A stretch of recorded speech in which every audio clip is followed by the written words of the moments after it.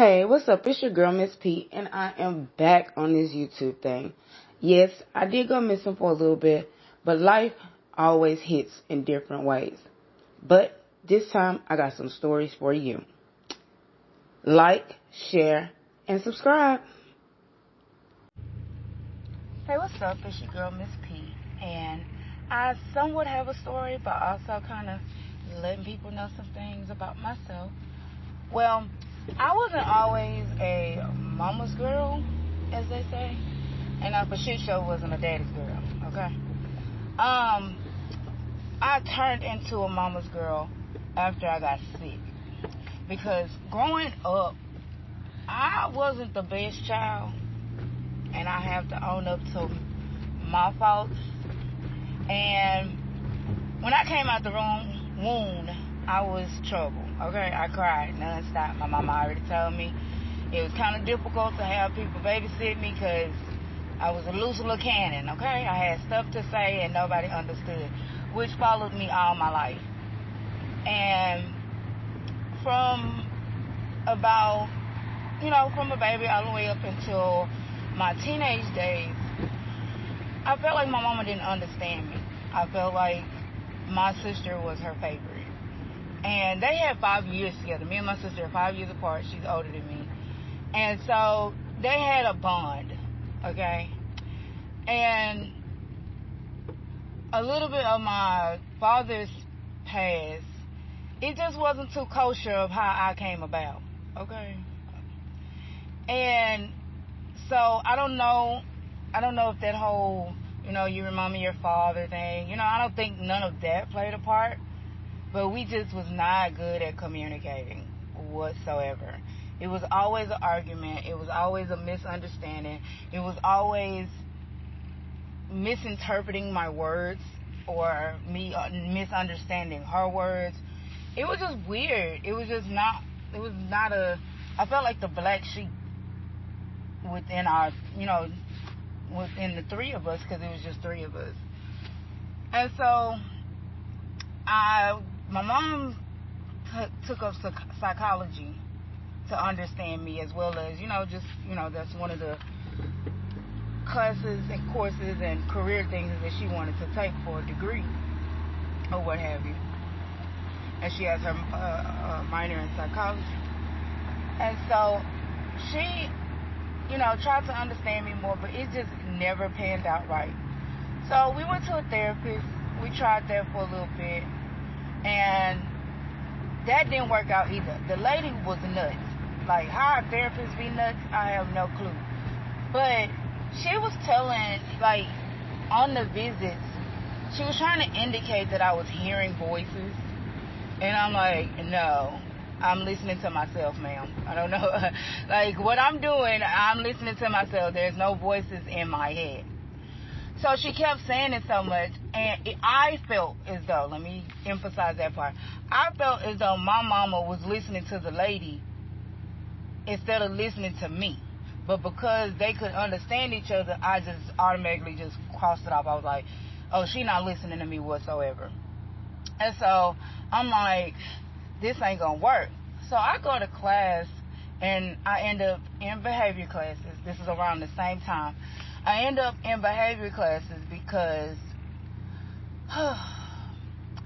in my class there was another girl named Amber, and she was the popular Amber, and her godmother was the teacher, and she decided to take her for her goddaughter, take me to the hallway, reprimand me, but then turn around and put her hands around my throat.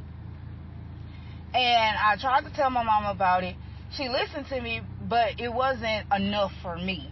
I still felt like she was taking the side of the school, and nobody, spoke up for me. So it really pissed me off. And then you got this bitch over here talking about I'm hearing voices. So I'm like, oh no, this is no. So she takes me to this back class. I end up being in back classes because of course, a couple of my own behavior problems. But this is the camel that broke my motherfucking back, because I ended up in back classes for quite some time, and it pissed me off. But it was one of those weird situations. And so I ended up in back classes, And then the teacher for the back class, Miss Dimmick, I will call her out, she kept antagonizing me, kept bothering me. And I'm like, I just want to come up in here, give me my work, let's not work on behavior, because y'all not listening to me. Y'all are never listening. I never felt listened to. And one day I went into class and I was late. My mom, she bought me breakfast and I had a red Fanta soda. And the lady of the class was a Caucasian woman, but she decided to wear all white that day and decided to bother me. And I was already not in the mood because me and my mom had got into it the night before. But we had, ended on good terms. We don't go to sleep mad, just so that's known. And so I'm like, she bothers me and was like, throw away the soda. And I'm like, no, I just got it. I just finished my breakfast. I gave, a reason. And she was like, no, throw it away. Well, she starts yelling at me, the teacher. And I just had enough at this point. I loosened up the top, shook it, loosened up the top, shook it a little bit more, tossed it in the trash. It ended up all over her white. Caucasian was yelling. She was mad. She was red from head to toe, literally. Like, she was mad. She was, like, not having it. So she called my mom, and lo and behold, another therapy session has to commence. And so I'm, like, just annoyed by it all. And then you steady having people saying that I'm hearing voices. So I'm like, y'all asses ain't listening to nothing. Like, y'all don't care, do y'all? So, fine. I'm hearing voices. Bet. I went for it. I got all the way out of my character to hear voices that I did not hear and just didn't give a care no more. And so, go to the therapy session. I end up in a mental institution for a week. When I tell you the most horrible experience of my life, I was stabbed twice. Like, I'm thinking that's all jail shit. No, dear. Mental institution it got down to. And it was the Pilgrim, because they no longer exist, so I guess I can call their name. It was the Pilgrim. And so I get admitted for a whole week. I'm in a room with a chick that don't want to go to sleep and screams all night. And then when I'm trying to have calm moment, coloring moment, drawing moment, writing moment, I get stabbed twice with a pencil. Close to my heart, mind you. I'm like, in what world do we live in that any of this is okay? Like,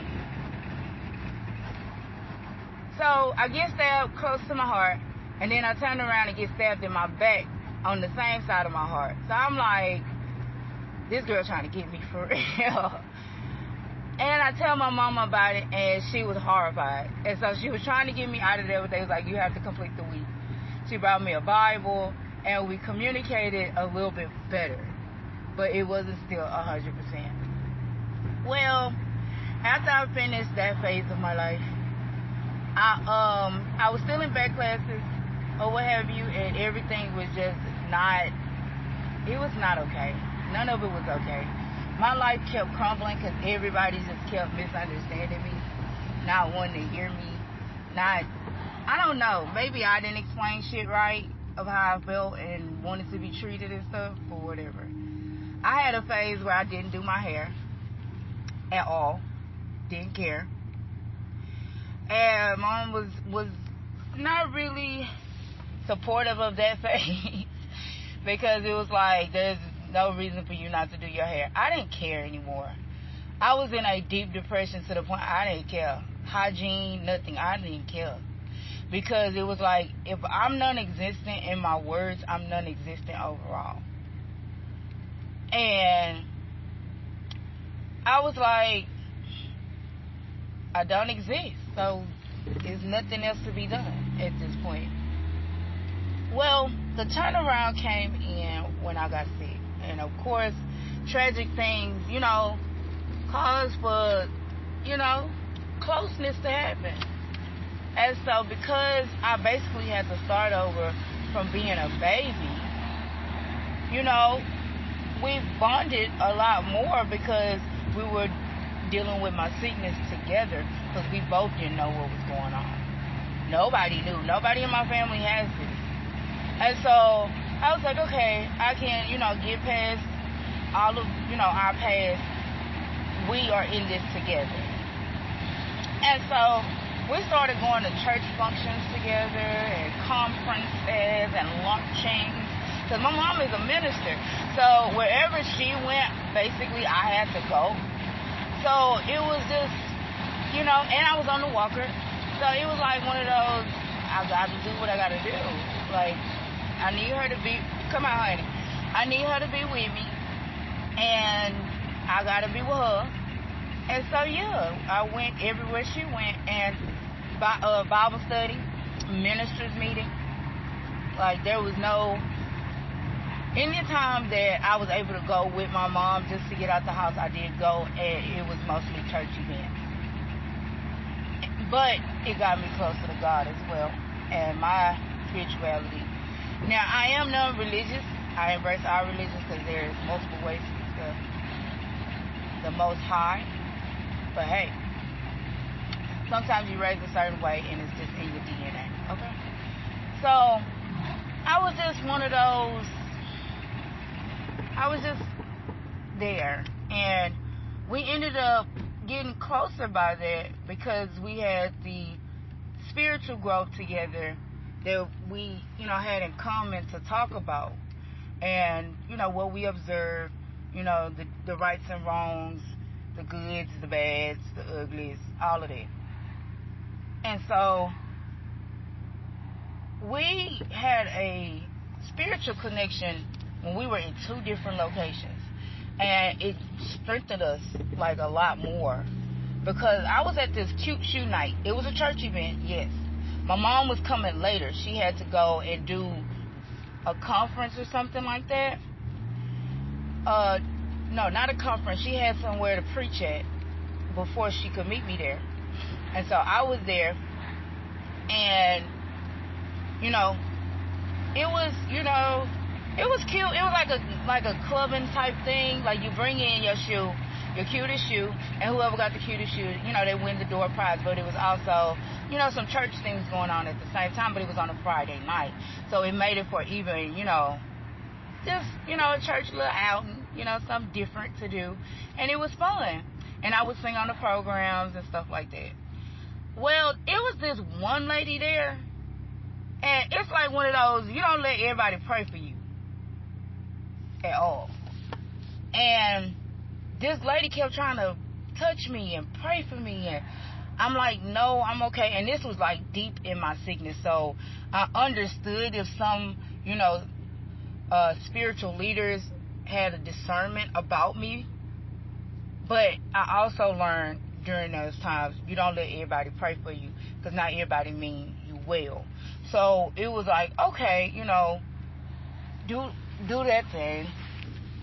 And I just was like, no, I don't want, you praying for me. I'm okay. I got it. No issue. And so it was just weird. It was just weird because she was just so persistent. But she never got to me. Now, my mom finally made it. And she was like, you okay? Like, as soon as she came in, she spoke to everybody, of course. But as soon as she came in, she was like, you okay? Are you okay? She said, I just felt something. I say, yeah, I'm okay, but I guess you felt what I felt, what I was experiencing. That lady over there keep trying to touch to pray me, and something in my spirit is telling me, no, don't let her touch you. Don't let her pray for you. When I tell you, my mama treated me like the bodyguard, that lady did not touch me. She tried to. Oh, so bad. Followed me out the door. Tried to follow us to the car. It was very demonic to me and to my mama. And my mama, I felt like Whitney Houston in the bodyguard, because my mama made sure that lady did not touch me. I don't let everybody touch me, and I don't let everybody pray for me, because it means something to me. If you wanting to pray for me, that means you care, you know, or even if you don't know, you understand that, elevation of something that needs to happen. So I'm like, just too through with the whole situation. And we get in the car, we talk about it. And I was like, yeah, I know what you told us. Don't let everybody pray for you. It's not good. It's not healthy. You don't know, what everybody's true intentions are when they touch you. Man, when I tell you, like, we grew from that point forward. And we just kept growing over time. And we had a couple of swings and misses. But then when I learned how to communicate in different manners, or try to explain something in a more respectful manner. Because sometimes I'm one of those blunt people. I just say it how it is, and either you take it or leave it. But you can't do that with your parent, especially the parent that you love and took care of you. And you actually want to respect them. Like, I know that sounds weird, but you really want to respect that person. And so it was one of those things of, I wanted to do better with communicating with her, because for one, it's right. She's older. She's my mom. And it's just time is short. I know that sounds kind of cheesy, but it was one of those, I don't know. It just got to do better. Like, I had to do better with myself. I was growing up too. So I decided to do that. I decided to, work on my communication skills. Because it's like, my mama not going to talk to me crazy or raunchy or none of that kind of stuff. Because at the end of the day, it's my mama. Like, well, you got the parents out there that do that. But my mama don't do that. She's very loving. She's very enduring. She's very, she know how to be timid with me when I need, some delicacy. And so it was one of those things of, I maybe am the one that's communicating wrong. Maybe I'm the one that's, needing to improve my language. I don't know how to really explain it, but I needed to do better. And I felt it in my own self. You need to do better with how you talk to your mama, how you treat your mama, everything about your mama. And so, again, as time went on and we having to either learn new things about my sickness, deal with old things about my sickness, come up with new regimens of things, remedies for my sickness. It was just a bunch of stuff. And she did her research because she cared. She wanted to know more. It was just one of those, we both grew from my sickness. And we both learned how to communicate much better because we had to communicate more often. To the point where I am now, in my mind, considered a mama's girl. I talk to my mama twice a day. I call her in the morning after the prayer line. Sometimes. I let her have her morning sometimes. Or I'll call her like when I know she done made it to her desk. And then I call her in the afternoon when I get off of work. When I know she waiting on the boys to get out of school. Because she have like a little time in between to just, hang out in front of the school. And so we just chat, like we just talk. No matter what it is, like anything. And I like that. I enjoyed that. I embraced that. It's to the point where when I'm having a panic attack about something, which I have a lot of them nowadays, but when I have a panic attack about something, I instantly cry. I'm not crying because, hell, I don't be knowing why I be crying, to be honest with you. It's just an unnecessary inconvenience for me. Like, dead ass, just unnecessary, and I just don't feel like it should be like that. Like, I should not be dealing with any of that. And so I throw a tantrum, and I cry. And I call her just to hear her voice. And even if it's stuff that I don't want to hear or her advice that I don't want to hear, because sometimes it's just me venting or ranting or whatever the case may be, even if I'm dismissive of what she's telling me, I get calm. I don't know what it is. She know I be rowdy when I call her. She hear it in my voice. I'm her child. But I don't know what it is. She like, what's wrong? I tell her. She try to give me advice. I take it, I leave it. But by the end of the conversation, I am calm. When I tell you calm, it's like she's my detox now. She's my namaste. And I didn't even think we would get to that point based off of my childhood, because it was one point I was like, she don't hear me. I felt like she was deaf to me, to just me, myself. And it was very hurtful, because it's like her and my sister could just talk days on end. And I didn't have that with her at first. It was always a griping situation. But now it's like, if I call her right now just to, how we say, shoot the shit, my mama can shoot the shit with you. I be telling her, look, I was going to the grocery store. I just want somebody to talk to, so I don't have to talk to people up here. She would come up with something to talk about. Most of the time, Jesus stuff or what she's seen on Facebook, which I wish she didn't see so much stuff on Facebook. It's like my baby watching. I just don't want her seeing too much stuff. But we talk about it.